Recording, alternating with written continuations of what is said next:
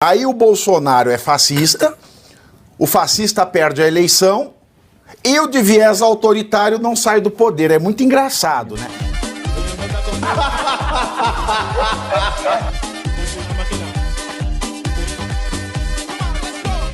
Não é uma ditadura, mas é um governo com viés autoritário. É mais ou menos a diferença de... porque não existe meio grávida, né? Ela é uma mulher com viés de gravidez. Então é uma mulher, né, no tesão, no seu período fértil. O que é isso de semi-autoritário? Não, eu não entendi também. Se existe alguém meio virgem? Olha, ela é mais ou menos meio virgem. Não é. Um governo de viés autoritário é um governo ditatorial. A gente chama isso dentro da ciência política de ditadura. Vejam só vocês, quando surge o autoritarismo, cai a democracia, cai a pluralidade de pensamentos, quando uma hegemonia se põe em cima de toda a sociedade e provoca autoritarismo dentro de uma sociedade, dentro de uma malha social, como diz dentro da sociologia, nós damos o nome a isso de ditadura. E é isso que ele não quis responder, né? Ele ficou ali se esquivando. O quê? Como é que é o negócio? Contraditório. De onde você está tirando isso? O quê? Da ciência política? A ciência política, ela classifica os regimes até chegar a um nível democrático, mas com várias formas de governo. E porque, vou dizer, se é um regime autoritário, é uma ditadura. Não necessariamente. O regime autoritário só se configura como uma ditadura se todas as estruturas estiverem configuradas na personalidade de um ou de um grupo específico que não modifica o poder, não modifica o exercício. Mas você está falando de outras linhas de regime político. Eu estou falando deste específico, que eles usam a democracia para tirar a pluralidade o regime autoritário é automaticamente ditatorial. Não necessariamente, não. Claro que é, ele é autoridade. Pela ciência política, desculpa, estou te atrapalhando, não vou te atrapalhar. É porque ele é uma ditadura, ele está impondo algo. Você falou em nome da ciência política, e a ciência política tem várias vertentes e tem várias formas de abordar. Essa é a razão pela qual você pode olhar para o regime de 64 e dizer foi uma oligarquia competitiva com um estado de exceção que teve um momento ditatorial e se encerrou rapidamente pelos próprios competição da oligarquia. São outras questões. O regime de 64 ele muda de configuração e aí ele se torna uma hegemonia e se torna uma ditadura. Porque senão isso se joga contra nós que tentamos entender todos os exercícios que foram feitos políticos no Brasil. Professor. Porque então acaba dizendo o seguinte, toda a crítica que é feita, aquilo que aconteceu num período X, Y, Z da República Brasileira, aquilo é ditadura e esse pessoal todo é defensor de ditadura. Eu, por exemplo, combato a ditadura. Sim, mas eu tenho que entender a forma como caminha o regime autoritário. Vamos adotar, então vamos fazer o seguinte, vamos fazer como preâmbulo de legislação. Considerando que ditadura equivale a um regime autoritário, considerando que ditadura equivale a... Porque também, lutar contra uma ditadura não faz de você um democrata, porque você pode ser um ditador concorrente. Exato, é o que acontecia no Brasil. Então vamos considerar aqui, para fins de análise, que ditadura é um regime não democrático. Vamos considerando o quê? Seria mais adequado. Considerando, então, a partir de agora, toda vez, igual tese de dissertação, né? A partir de agora, toda vez que você ver a palavra escrita, eu estou me referindo a isso. Mas eu até perdi a linha de raciocínio. Sim, ele chama de regime muito... Me afetou profundamente porque eu comecei fazendo um argumento e você simplesmente coloca o meu argumento como se ele fosse... ditadura. Não é só neto da ditadura, não. É porque eu tenho muita clareza da defesa que eu faço do que aconteceu ao longo da nossa história. Mas o meu até para interpretar. Tinha referência com dele, eu estava falando do Maduro, especificamente, e do Lula, que chama isso com viés autoritário, mas enfim. E ele chama de regime muito desagradável. Eu acho que isso é o auge, assim, do relativismo mesmo, porque a gente está falando de pessoas que são perseguidas, de pessoas que são sequestradas, de pessoas que são assassinadas, de pessoas que são estupradas, e ele simplesmente se refere a isso como um regime muito desagradável. Então, pare e pensa comigo, se o Lula, que é presidente da nação, no momento, olha para o Maduro e só acha que aquilo tudo que acontece é muito desagradável, ignora completamente o que está acontecendo aqui no país, significa que ele se sente também muito confortável para que isso aconteça aqui também. E aí é aquela relação que nós estamos fazendo, que não só nós, né? Mas assim, quem está acordado faz sempre. É o mesmo caso da justiça sendo autoritária e decidindo para um lado da mesma forma que acontece aqui. Ele fala que o Bolsonaro também questionou e a justiça interferiu. Isso entra em contradição com o que essas pessoas da esquerda que dizem que defendem a democracia fala, porque eles não assumem essa retórica, eles não assumem essa premissa de que foi a justiça que decidiu. Eles assumem que foi o povo brasileiro brasileiro e que finalmente a democracia está pujante e vibrante dentro do país a partir de uma decisão do povo brasileiro. E a gente sabe, né, que no meio do caminho a gente não pode questionar e que talvez não tenha sido bem assim que aconteceu aqui no país. Então ele deixa muito claro. E aí, mais uma vez, o Lula tá tentando se afastar dessa imagem do Maduro, ao mesmo tempo que ele não consegue, porque é uma amizade de muito tempo. Os argumentos são exatamente o mesmo. Notem que o Maduro chama a oposição de fascista, tal qual o Lula faz isso aqui no Brasil também, chamando de fascista. E aí o Brasil acaba não sendo reconhecido internacionalmente como uma ditadura. A Venezuela é reconhecida como uma ditadura, o Brasil não. Então ele tenta fazer esse descolamento.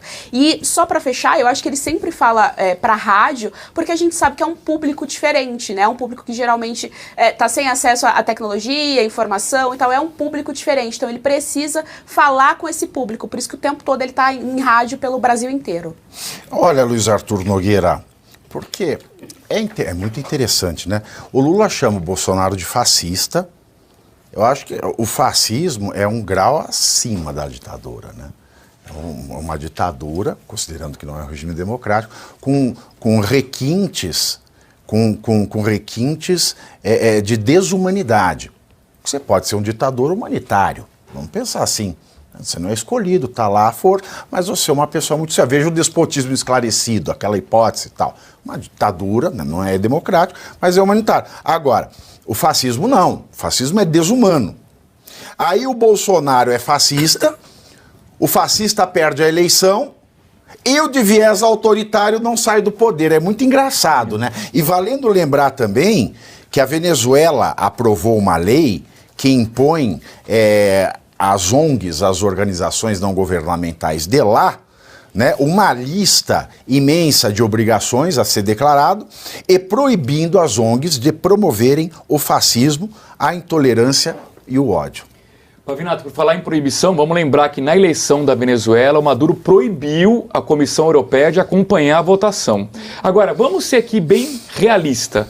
A resposta do Maduro foi absolutamente correta. Eu, no lugar dele, teria dito exatamente a mesma coisa. Se você está me acusando de algo e eu vejo que o seu país está fazendo algo semelhante, por que essa acusação? Não faz muito sentido. Agora, o Lula, não sei se é de forma intencional ou não, ele está fazendo o jogo do Maduro. É o jogo de ganhar tempo. Desde o primeiro dia nós dissemos aqui no Faroeste Brasileira de que o Maduro tem mandato até o dia 10 de janeiro do próximo ano e que ele vai ganhar tempo até lá para que o assunto aos poucos vá sendo esquecido. Nós já estamos a 19 dias da eleição e agora o Lula vem dizer que não concorda com a nota do PT e que acha que no país vizinho tem um viés autoritário, de que é algo desagradável. Agora, 19 dias depois, vem dar uma sabonetada em cima disso, e ele não exigiu as atas de novo, a história das atas já foi esquecida, ou seja, Pavinato, estão ganhando tempo, isso é um jogo de cena,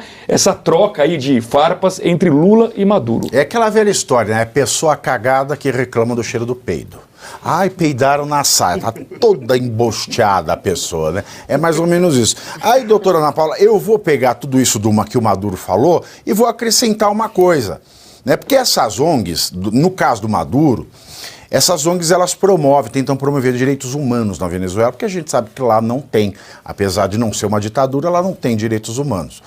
E o Brasil, né, o Lula fala que é desagradável, etc. Mas, e quando eu falo que é falta de caráter, falta de vergonha e não covardia, né, muita ousadia dele, a gente tinha que olhar para o Brasil, os países tinham que olhar para o Brasil da mesma maneira que olham para a Venezuela. Perca a minha aula especial no dia 20 de agosto, às 20 horas. Uma aula totalmente gratuita no meu canal no YouTube, A Direita na Jaula. Se você quer sair dessa prisão ideológica, ou se você quer ter os argumentos que são a chave dessa jaula, você vai estar comigo nessa aula. Não esquece, dia 20 de agosto, às 20 horas, no meu canal. Você não pode perder essa aula. Direita.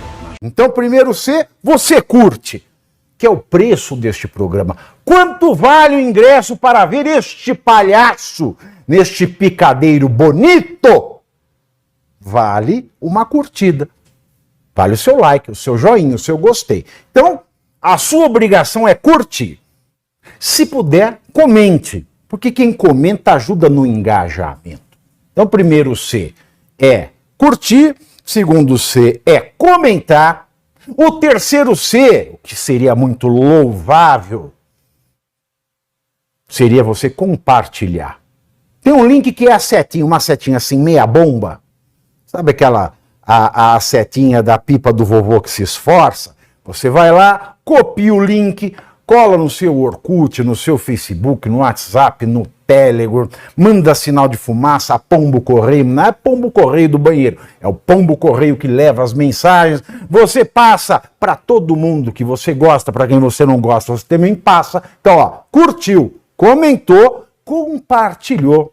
E se puder, se quiser, se o seu bolso comportar e se seu coração assim permitir, contribua com este programa que vai substituir o Jornal Nacional. Olha que pretensão maravilhosa, hein? Se liga, ô Bonner, nós vamos derrubar o Jornal Nacional. Esta é a meta.